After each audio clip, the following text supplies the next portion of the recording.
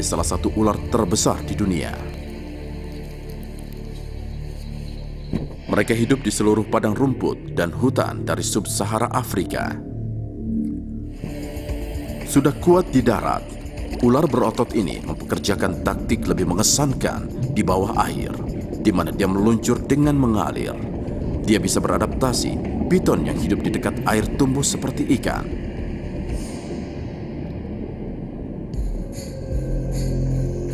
Ular tua mencari mangsa yang lebih besar di sini. Dia menunggu di bawah air, naik setiap 30 menit untuk bernapas.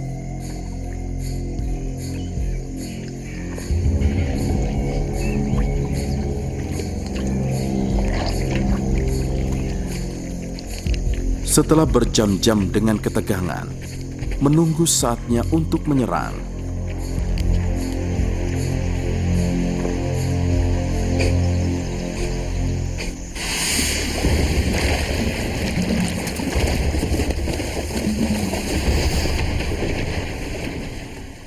Gigi merebut mangsanya, kemudian kumparan otot menyelimuti korban.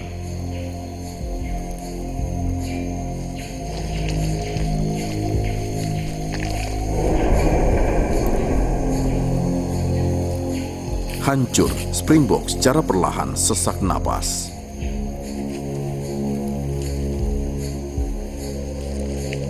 Piton itu menelan hingga 60 kg mangsa tak bernyawa seluruhnya. Setelah makan seperti ini, dia bisa berpuasa selama lebih dari setahun. Tapi bahkan kemudian, dia harus didekati dengan hati-hati.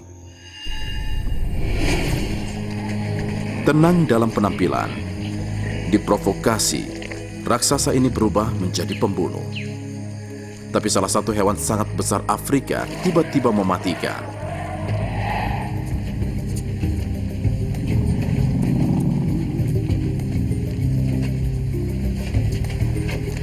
Beratnya lebih dari sebuah truk. Berdiri 2 kali tinggi manusia dan meremukkan dengan kaki besarnya.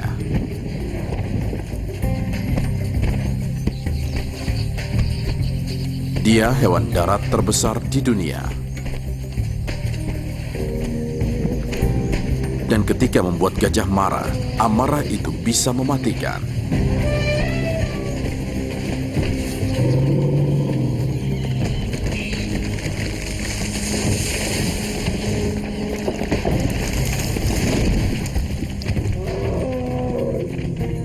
Manusia mendorong mereka ke tepi jurang, berbagi tanah mereka, memusnahkan barisan mereka, menyebabkan kekacauan dalam keluarga mereka. Dan sekarang, gajah mendorong ke belakang.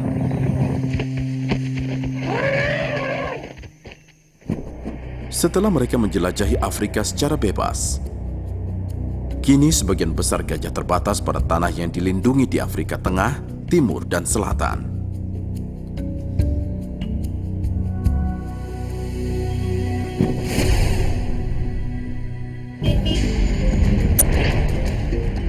Jalan dan peternakan membagi mereka dari dasar tradisional mereka, menghambat migrasi abadi.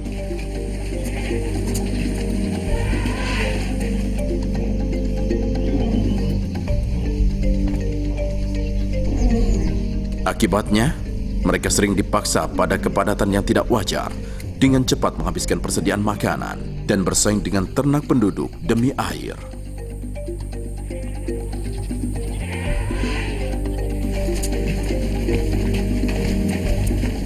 Sementara mencari wilayah baru, mereka merusak ladang dan kebun.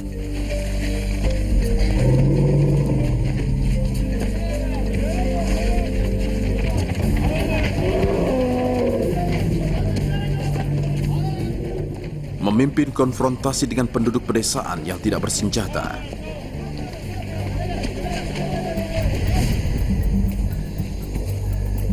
Pada tahun 1990, lebih dari 200 orang tewas oleh gajah di Kenya.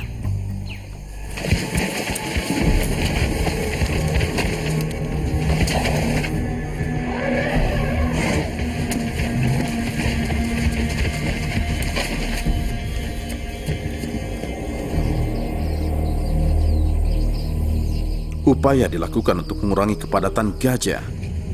Tapi dengan terus menurunnya wilayah, konflik mereka dengan kita semakin meningkat.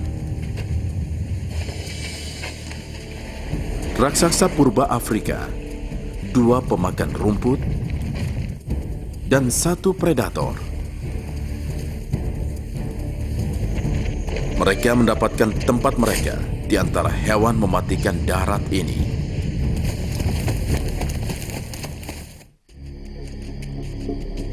Sepasang predator menguasai kegelapan Afrika. 1 pemburu licik, yang lainnya korban utama.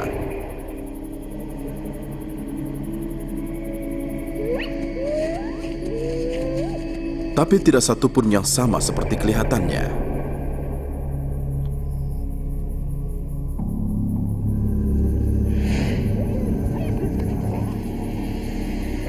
Dalam gelap mereka mengintai. Ada suara tapi tidak ada bayangannya, membuat panik yang mendengarnya.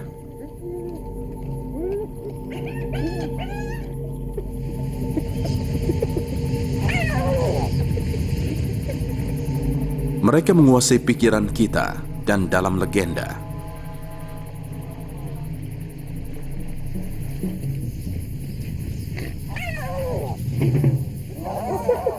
Ini adalah panggilan menyeramkan dari hyena berbintik.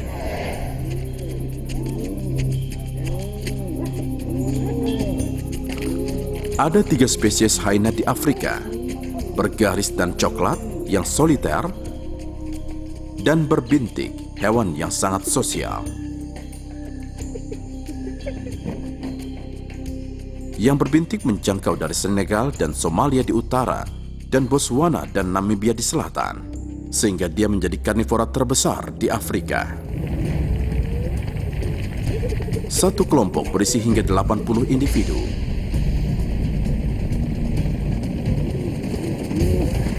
Mereka masuk ke tim kecil untuk berburu.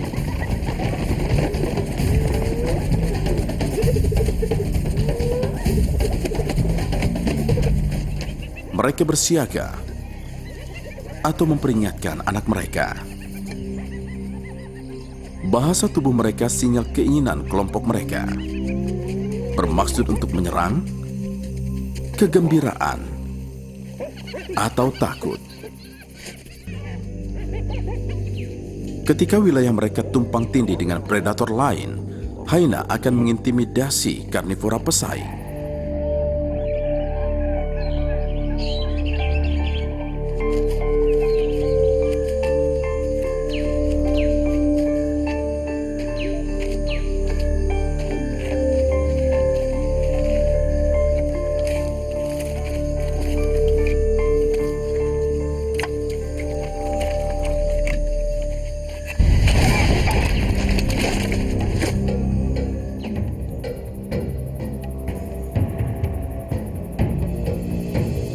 Kalajengking ini hanya 10 cm panjangnya, tapi mungkin yang paling berbahaya di dunia.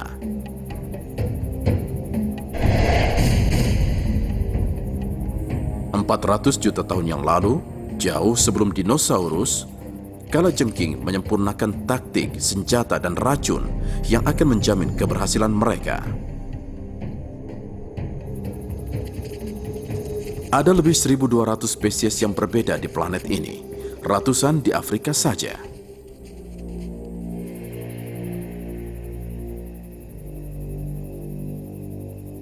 Tapi pengintai kematian ini tumbuh subur di wilayah paling ekstrim di bumi. Gurun Sahara adalah pusat dari wilayahnya, dari barat daya Mesir ke Mali.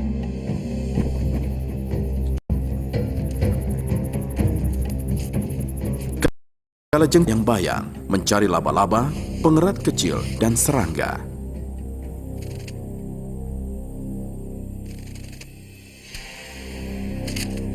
Penjepit mereka merenggut mangsanya, mempersiapkannya untuk membunuh.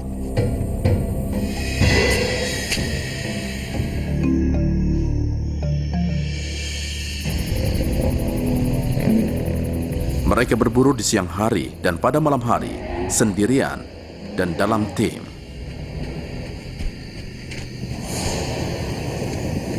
Tidak ada makhluk terlalu besar atau terlalu pintar bagi mereka untuk diatasi, bahkan kita. Ketika singa berhasil menangkap hewan, hewan itu akan dimakan semuanya. Setelah jatuh, kaki saya digigit. Singa adalah predator paling tangguh di seluruh Afrika.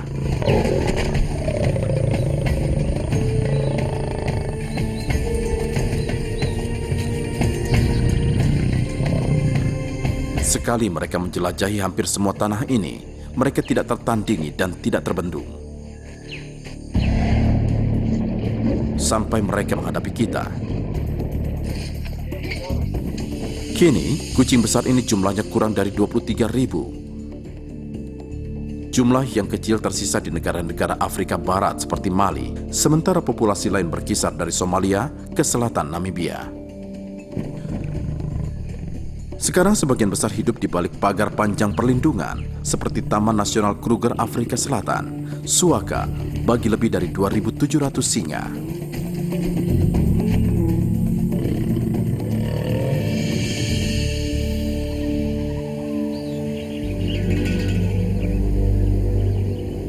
November 1998, penjaga Taman Sidney Mazia menutup perlindungan Marlot Game yang berdekatan pada malam itu.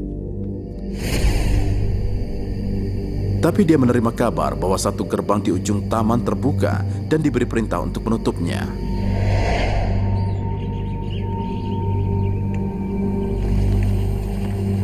Satu-satunya cara untuk Mazia menyeberangi perlindungan itu adalah dengan sepeda, meskipun ada singa di sekitarnya. Ketika saya bersepeda ke gerbang, saya mendengar suara singa.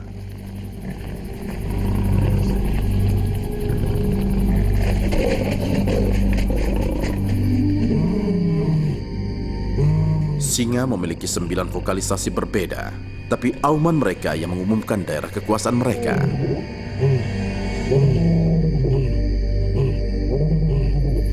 Dan auman itu mengepung Sydney dari segala arah. Betina seringnya bersaudara, membentuk inti dari setiap kebanggaan. Mereka bergabung dengan jantan yang bisa hampir 2 kali ukuran mereka.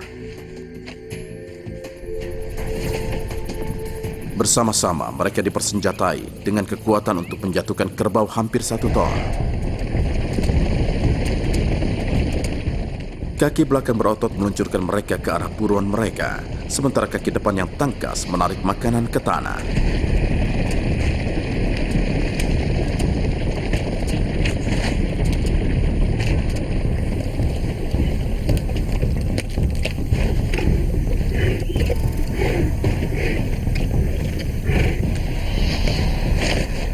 Jantan sering memberikan gigitan fatal dan yang pertama untuk diberi makan. Sementara ukuran mereka sangat membantu saat mereka berburu.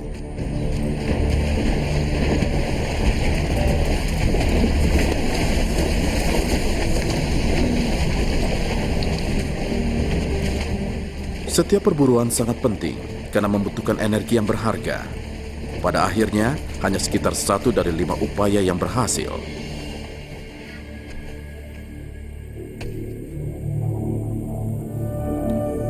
Dalam peristiwa langka, beberapa beralih ke mangsa lemah.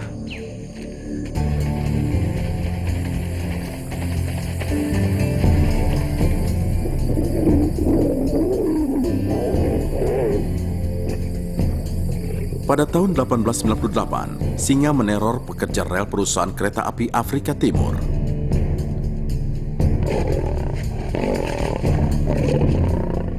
Dua hewan terkenal tewas dan memakan lebih dari 120 orang sebagai pemakan manusia dari Savo.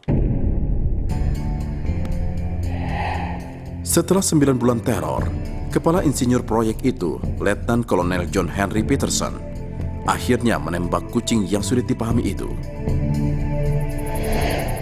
Kini, singa membunuh puluhan orang setiap tahun.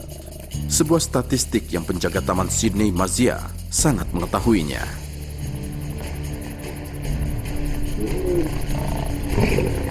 Ketika singa menerkam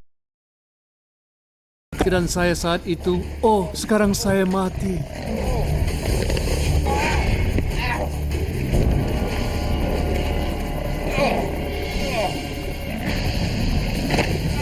Segera, singa lainnya bergabung untuk menyerang Mazia.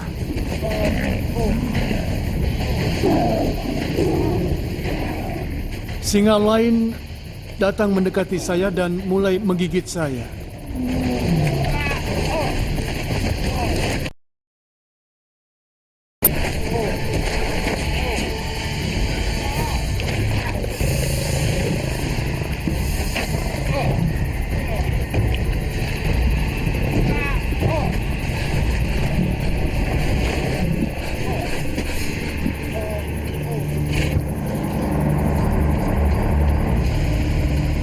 Tiba-tiba, peruntungannya berubah. Sebuah truk mendekat dan pengemudinya memiliki pistol.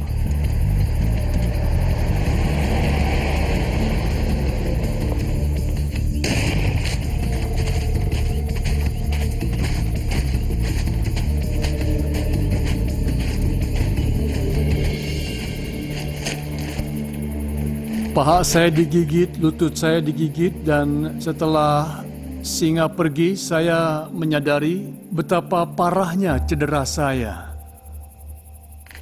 Saya kehilangan banyak darah.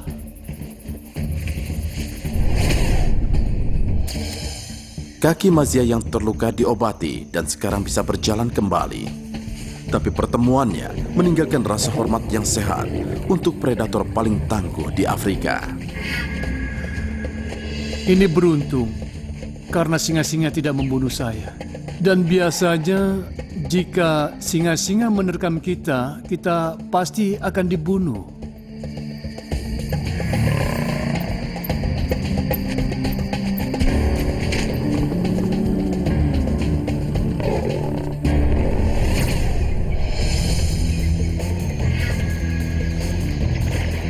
Mereka sangat cepat, mereka sangat cerdas dan sangat beragam.